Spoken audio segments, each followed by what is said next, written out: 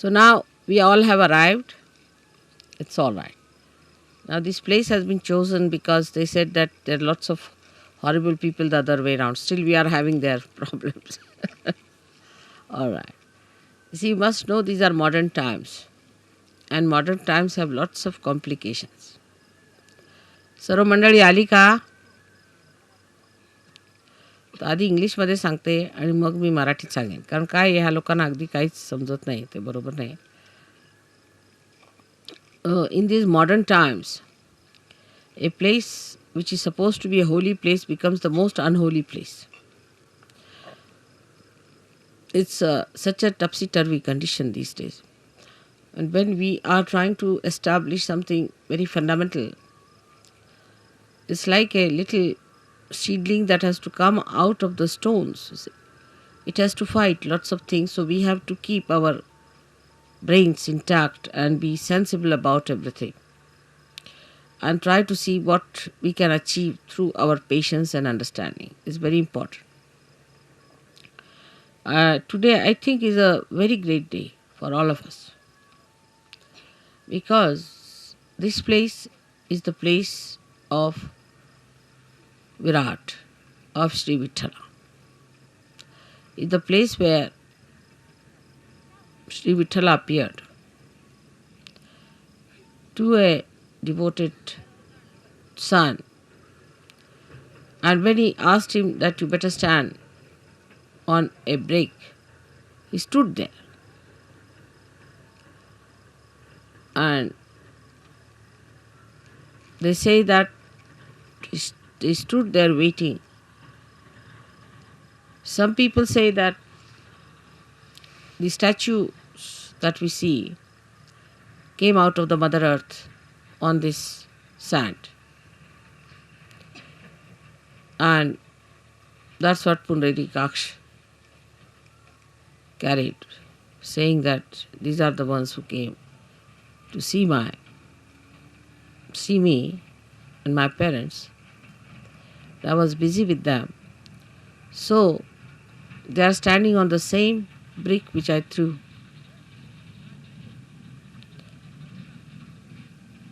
Now the whole story has to be taken in a very sensible way with a common sense in it. That God Himself is capable of all kinds of miracles. We who are created by God are doing some things which look miraculous. Say if you take about 100-year-old situation of this world, we can say that today we are seeing many things which could be miraculous. 100 years back, nobody could have thought that you could have all these arrangements done here in such a far-fetched places. But all these miracles come from the power of God. So, we are the creator of that wee bit, very wee bit of that miracle. So, all the miracles of God cannot be explained and should not be explained. They are beyond our minds. And to make people feel the presence of God, God can do anything. He can move into all the 3 dimensions and also in the 4th dimension. He can do whatever He feels like. That's what you have seen now in your every day-to-day life. How many miracles take place to all of you. And you can't understand how it works out. Even it works out on things which are not living. And people are quite amazed how these things happen. So we have to believe now, after seeing all this ourselves, that He is God. And He can do anything that He feels like. We are nothing. We are nothing. There should be no rationality about it, of understanding God's miracles. How can it be? How could it be? You can't explain.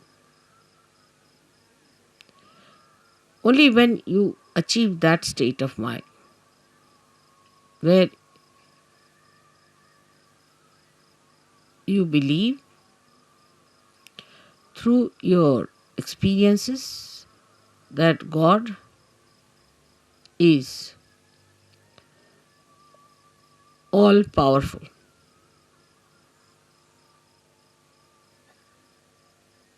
It's very difficult.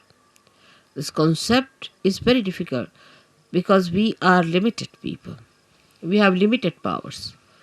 We cannot understand how God could be all powerful because we haven't got the capacity. So, this God, who is our creator, who is our preserver, the one who desired that we should exist, who is our existence itself, is an all powerful God. All powerful. He can do whatever he likes with you. He can create another world. He can destroy this world.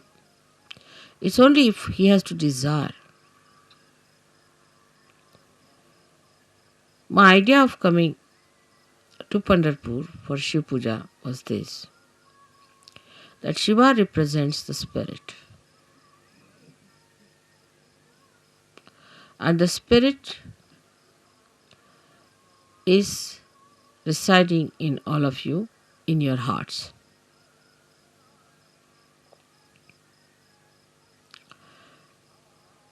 The seat of Sadashiva is on top of your head, but is reflected in your heart. Now your brain is the Vittala.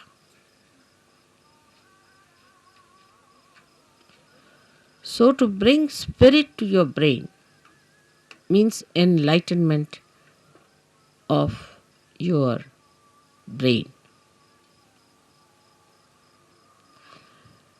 Enlightenment of your brain means the limited capacity of your brain has to become unlimited in its capacity to realize God. I will not use the word understand, but to realize God. How powerful He is, how miraculous He is, how great He is. The another is that the brain of man can create, of course, out of the dead. But when the spirit comes into brain, then you create living things, living work of Kundalini. Even the dead start behaving like living because you touch the spirit in the dead. Like the nucleus inside every atom or a molecule has the spirit of that molecule. And if you become your spirit, we can say the brain of a molecule or an atom is like the nucleus, body of the nucleus. But the one that controls the nucleus is the spirit that resides within the nucleus. So now you have got the attention or the body, the whole body of the atom, then the nucleus, and inside the nucleus is the spirit. In the same way, we have this body, the attention of the body.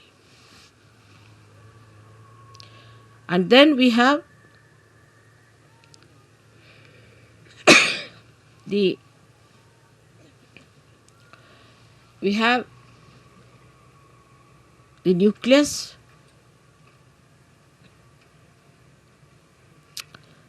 is the brain, and the spirit is in the heart. So the brain is controlled through the spirit. How? That around the heart there are 7 auras,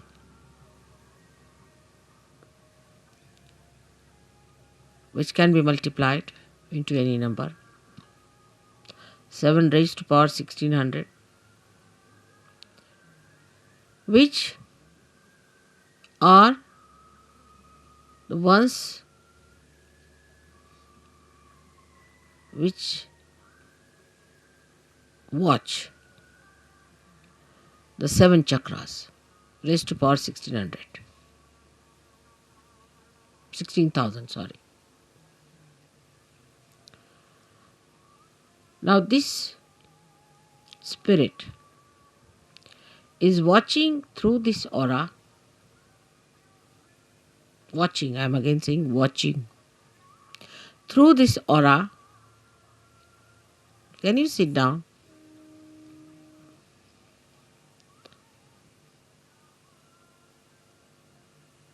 Can you sit down? I think would be better. There's no need to bother once you have put it up.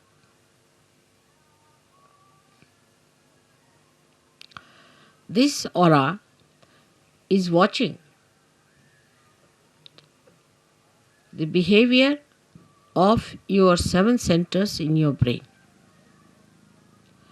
Is also watching all the nerves that are working in the brain. Watching again. But when you bring the spirit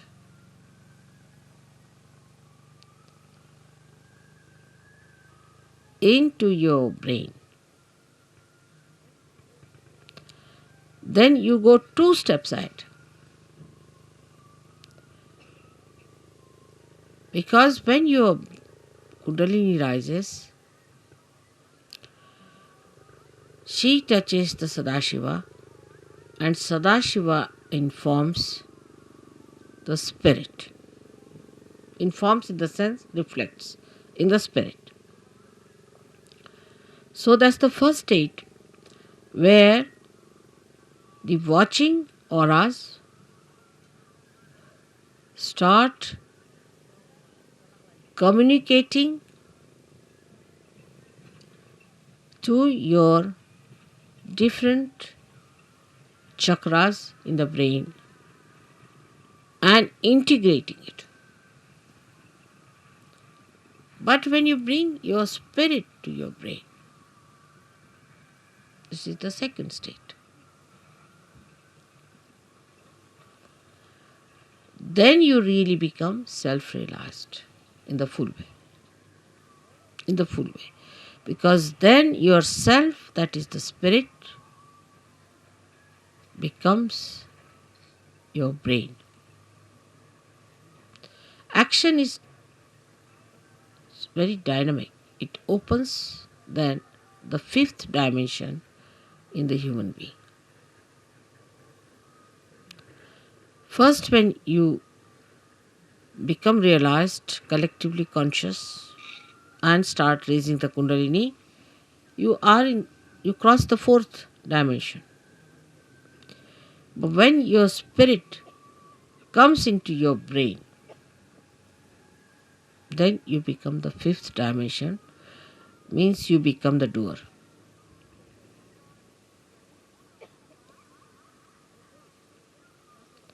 Our brain now, for example, says, all right, lift this thing up. So you touch it with your hand, you lift it up.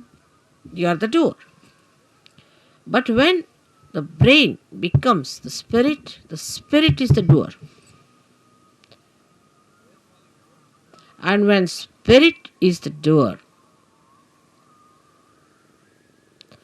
then you become a complete Shiva, self-realized. In that state, if you get angry, you are not attached. You are not an attached person to anything whatsoever. If you possess anything, you are not attached. You cannot attach because spirit is detachment. It's complete detachment. You don't bother about any attachments whatsoever. Even for a second, you are not attached.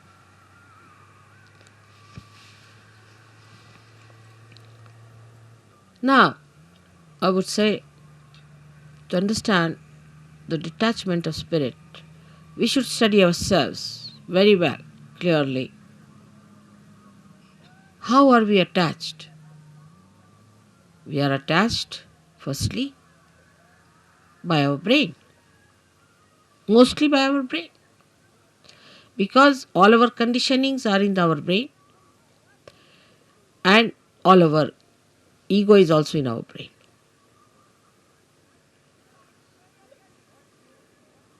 So, all emotional attachments are through our brain, and all our egoistical attachments also are through our brain.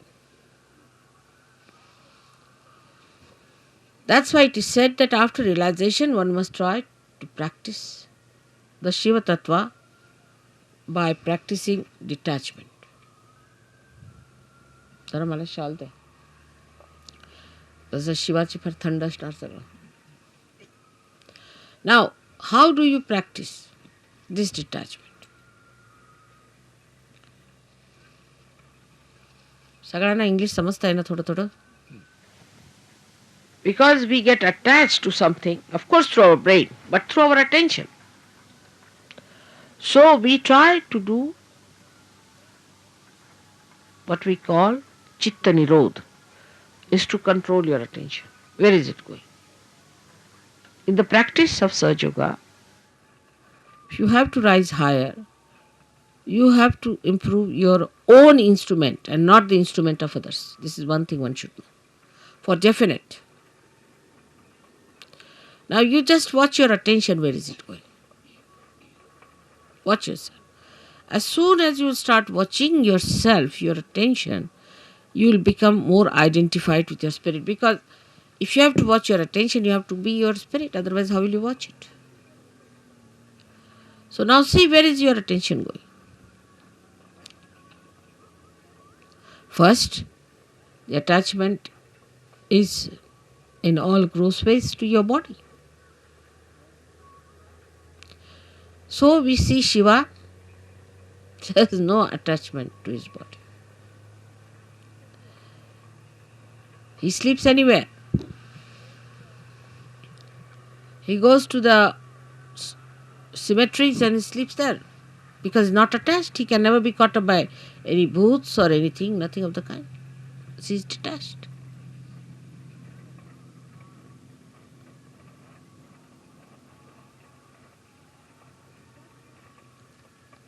The detachment is to be watched and seen through your own attachments.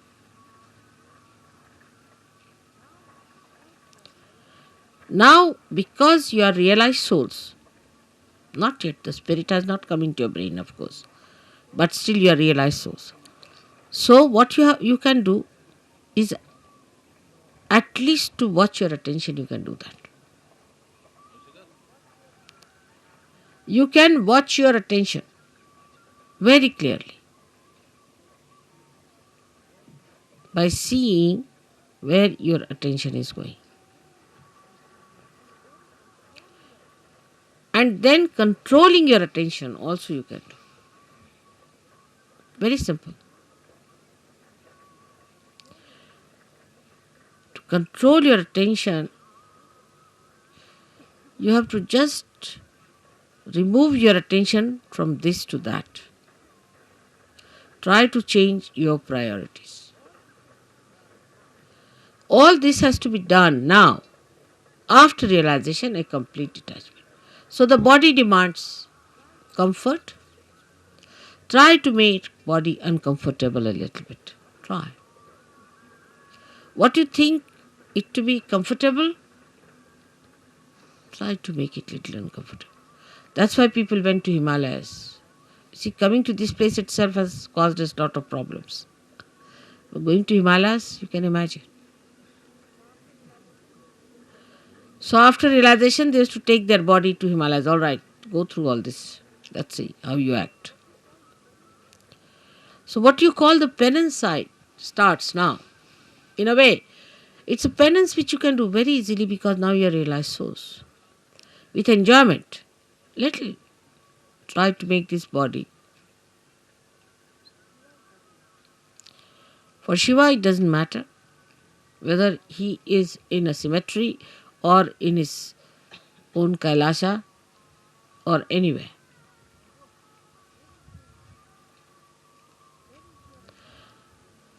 Where is your attention is, you see, that your human attention is hopelessly bad. Very entangled nonsense it is. We did this because of this. There's an explanation. Or others have to give an explanation. No explanation is needed to be given or to be accepted or to be asked for. No explanation. To exist without explanation is the best way. In a simple Hindi language, jaise rakhahu taise hi rahu. Whichever way you keep me, I'll remain in that state. And I'll enjoy. Further in this poem, Kabira says, if you make me go on an elephant, means the royal conveyance, I'll go. If you make me walk, I'll walk. Jaise rakhahu taise hi rahu. So no reaction on that point. No reaction. First no explanation, no reaction.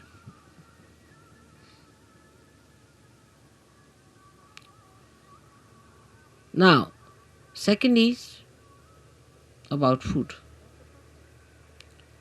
But that's the first seeking human beings had as animals. No attention on food. Whether you have salt or not, whether you have this or that, no attention on food.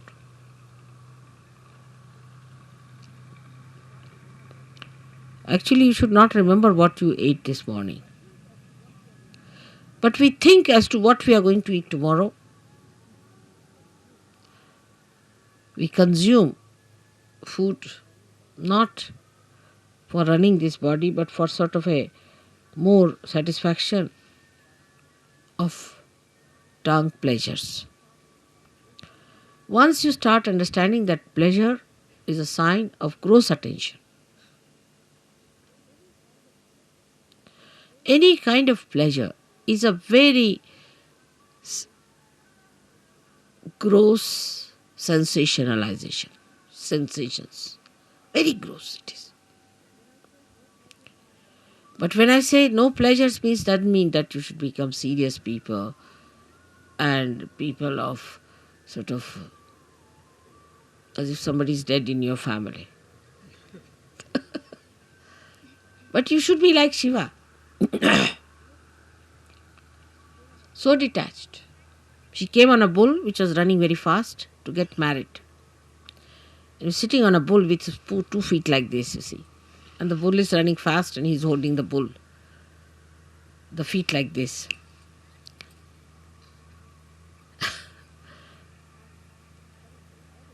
And he's coming for his wedding.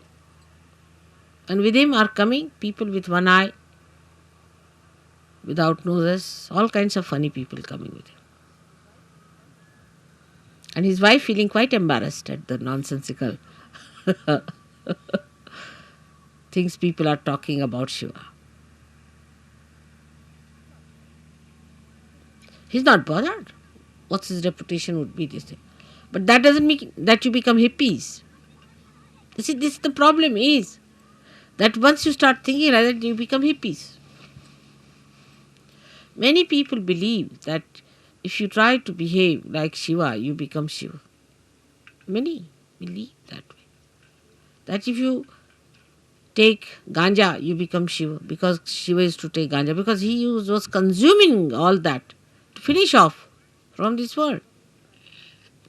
For what does it matter whether it's a ganja or anything? Give him anything, he'll never get drunk. No question. He's consuming all that. Or they think if they live like Shiva, the way he was detached about things, least bothered about his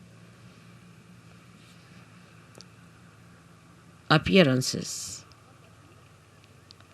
What appearance Shiva needs is that whatever he appears as is beauty. He doesn't need anything to be done.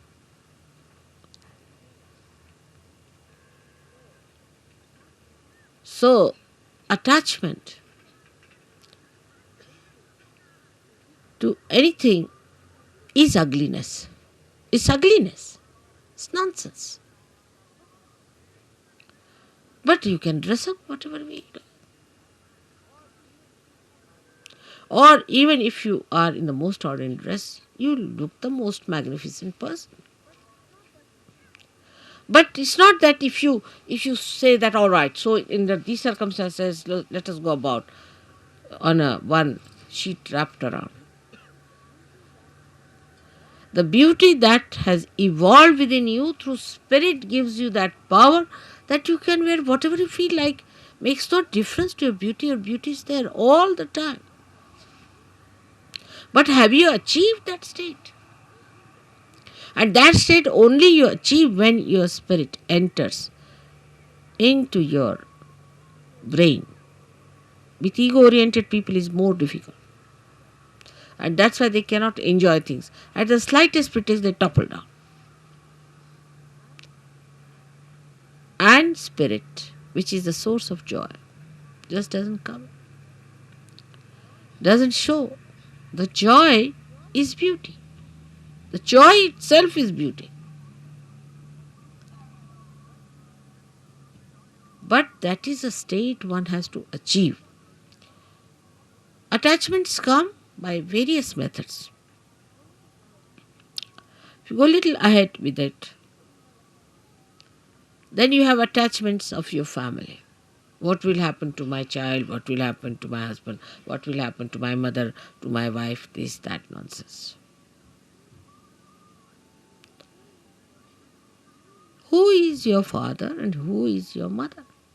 Who is your husband and who is your wife? For Shiva, he doesn't know all these things. To him, he and his power are inseparable things.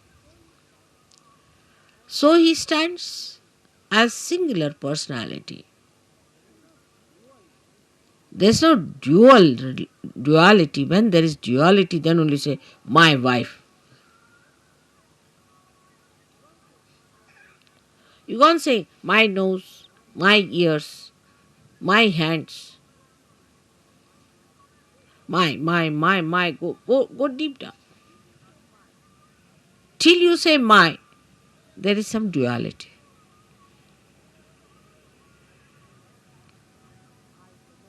But when I say I, the nose, then there is no duality. Shiva the Shakti, Shakti the Shiva, there is no duality. But we live throughout on our duality, and because of that there is an attachment. If there is no duality, what is the attachment? If you are the light and you are the lamp, then where is the duality? If you are the moon and you are the moonlight, then where is the duality? If you are the sun and you are the sunlight, you are the word and you are the meaning, then where is the duality? But when there is this separation, there is duality. And because of this separation, you feel attached. Because if you are that, how will you be attached? Do you see that point? Because there is a difference and a distance between you and yours. That's why you get attached to it. But it's me. Who is the other? This whole universe is me. Who is the other? Everything is me. Who is the other? But it's not that it's a brain wave or an ego brain wave. बसा बसा बसा मी मागीन जेव्हा लागलं ते सगळ्यांना disturb होतंय. बसा, फार गंभीर विषय होऊन राहिला. यावेळेला काही नको मला. 9 तास जरी बसले ना तरी मला काही लागणार नाही. बसा, आरामात बसा, डिस्टर्ब नाही करायचं, बसून घ्यायचं. So who is the other? Nobody. That's only possible when your spirit comes into your brain and you become part and parcel of Virat itself. Virat is the brain, as I told.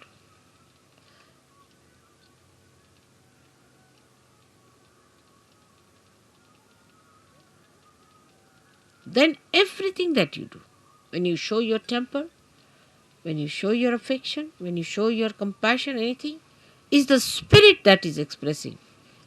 Because brain has lost its identity, the so-called limited brain. It has become the unlimited spirit. I do not know. I really do not know how to give an analogy to a thing like that. But what we can do is to understand it. That if a color is dropped in the ocean,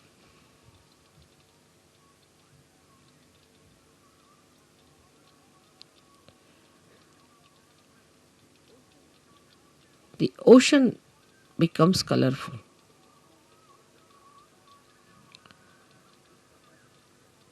Is not possible.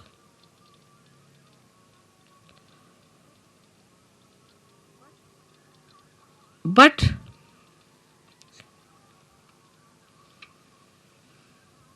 rather, try to understand. If a little color, limited color, is dropped into the ocean, the color loses its identity completely. Think of the other way around. If the ocean is colored and is poured into atmosphere or onto any part, any little wee bit, or onto any spot, onto any atom or anything, it all becomes colorful. So the spirit is like the ocean which has the light in it. And when this ocean pours into the little cup of your brain, the cup loses its identity and everything becomes spiritual. Everything. You can make everything spiritual. Everything. You touch anything is spiritual. The sand becomes spiritual. The land becomes spiritual. Atmosphere becomes spiritual. Celestial bodies become spiritual. Everything becomes spiritual. So is the ocean that is the spirit, while your brain is limited. So the detachment from your limited brain has to be brought in. All limitations of brain should be broken so that when this ocean fills that brain, it should break that little cup. And every bit of that cup should become colorful. The whole atmosphere, everything, whatever you locate should be colorful. Color of the spirit. is the light of the Spirit. And this light of the Spirit acts, works, thinks, coordinates, does everything. This is the reason today I decided to bring Shiva Tattva to the brain. The first procedure is to take your brain towards the Shiva Tattva by telling it, see, where are you going, Mr. Brain? You're putting attention to this, you're putting attention to that. Getting involved now, detach. Become the brain yourself, only the brain. Detach.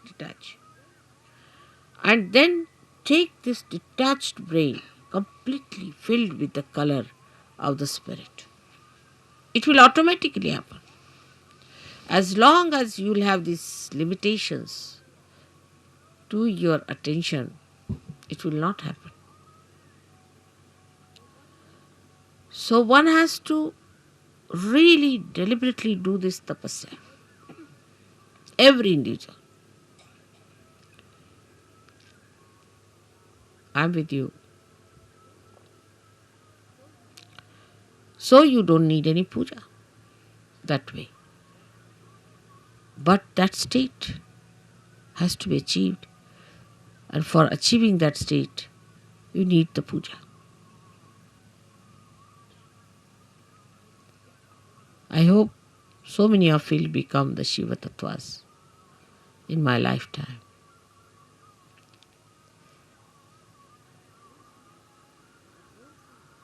But don't think I'm asking you to suffer.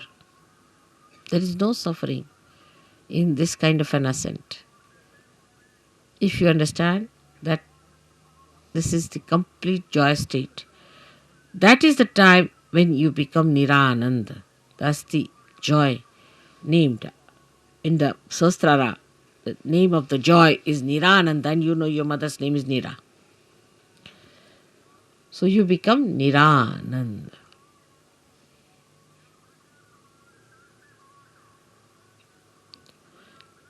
So today's worship of Shiva has a special meaning. I hope whatever we do in the outward way, in a gross way, happens also in the subtler way. I'm trying to push your spirits into your brains, but I find it rather sometimes difficult because your attention is still involved. Try to detach yourself. Temper, lust, greed, everything. Try to reduce. Like in food, I told today, Warren, ask them to eat less, not like gluttonous people. You see, once in a while, on a day of big banquet or anything, you eat more, but you can't eat every time like that. It's not a sign of Sahaja. Try to control. Try to control your speech. Whether you express temper in your speech, or you express your compassion, or you are artificially compassionate. Try to control. I know some of you may not do much. It's all right. I'll try to tell you many a times. I'll try to help you. But most of you can do it. And you should try that. So on a deeper level from today, we start our Sahaja Yoga, where some of you may not attain, but most of you should try to go deeper. Everyone. For that you don't need persons who are very well educated or well placed. No, not at all. But people who meditate, dedicate, go deeper, because they are like the first roots which have to reach for others much deeper so that others can follow.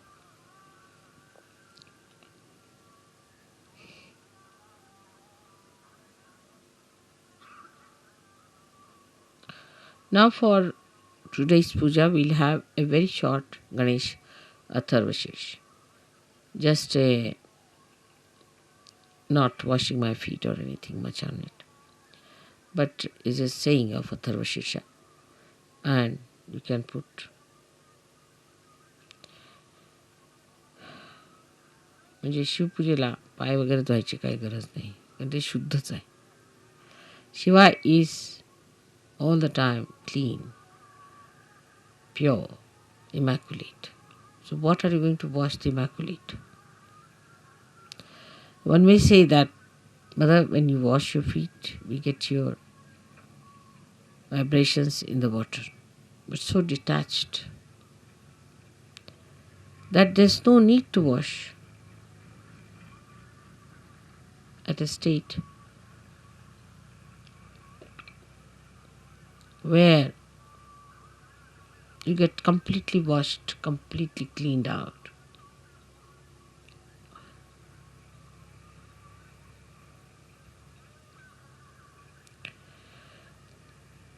Then we'll have a Devi Pujan, because Gauri, who is virgin, is to be worshipped.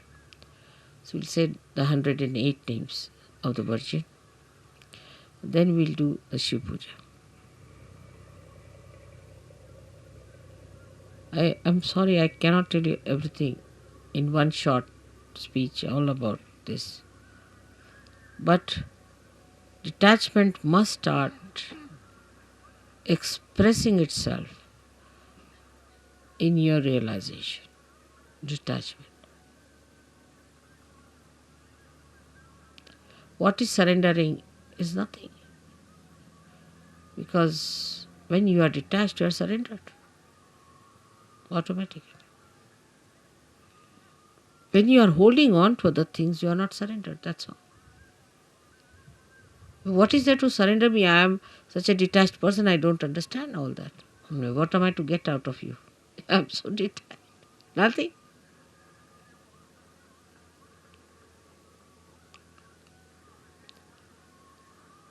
So today I hope we all pray that, O Lord, give us strength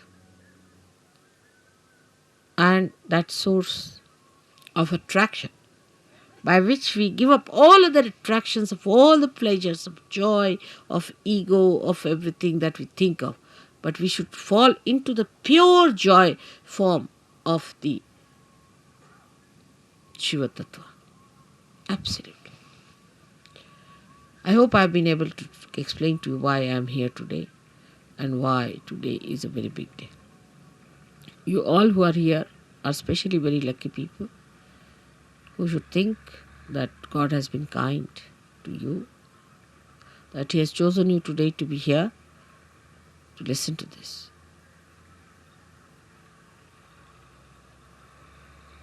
And then once you get detached, you'll start feeling responsible.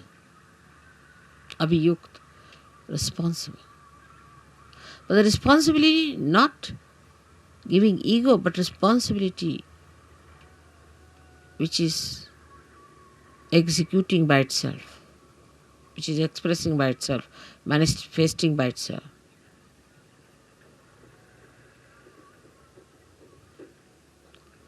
May God bless you.